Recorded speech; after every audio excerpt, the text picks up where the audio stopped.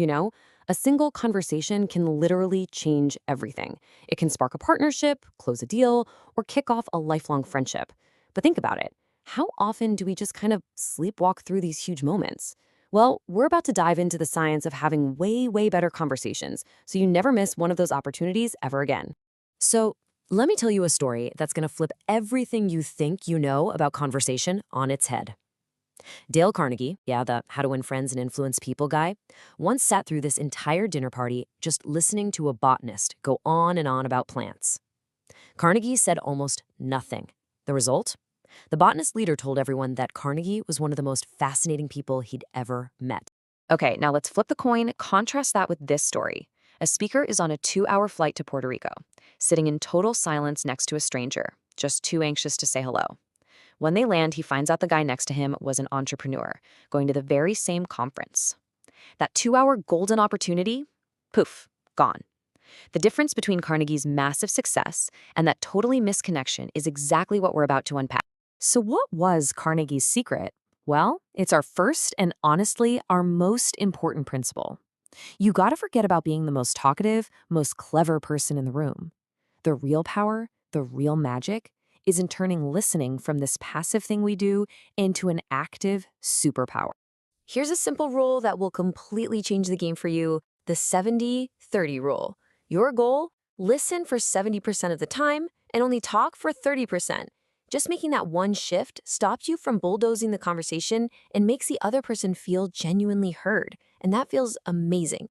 And get this, there's actually some cool science to back this all up.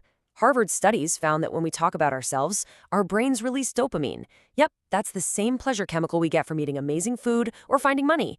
So when you just listen, you are literally giving the other person's brain a reward. They walk away feeling great. And guess what? They associate that awesome feeling with you.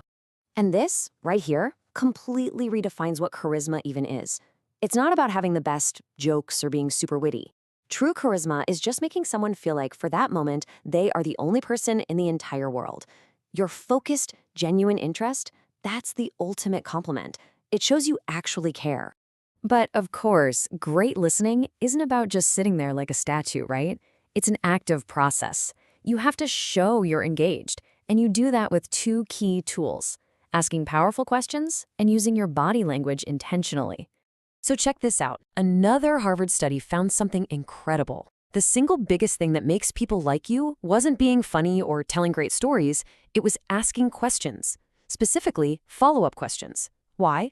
Because a follow-up like, "Wow, tell me more about that," proves you're not just waiting for your turn to talk, you're actually truly listening. And this is where you can really level up your questions. Get past the boring small talk like, "How about this weather?" and get genuinely curious. Ask about the projects they're really fired up about.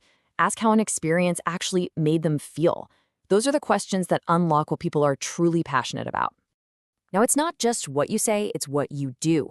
Our brains are hardwired with these things called mirror neurons, which basically means our emotional states are literally contagious. So when you offer a real, genuine smile and warm eye contact, you're sending this powerful biological signal that just says, "Hey, you're safe with me." And this little chart, it just breaks it down so perfectly. When you create this environment of trust and positive energy, their brain releases oxytocin. That's the bonding hormone, and it makes them want to open up. But if they feel judged or ignored, their brain gets a shot of cortisol, the stress hormone, and bam, they shut right down. Your job is to create that safe, positive bubble. A really great way to build this bubble is to subtly match the other person's vibe. You know, if they speak softly, you can match their pace. If they're super upbeat and energetic, lean in with that same energy. You're not trying to be a copycat here. The goal is to harmonize. It just non-verbally shows them, "Hey, I'm right here with you." Okay, this brings us to a huge mindset shift, and it might just be the most important piece of the whole puzzle.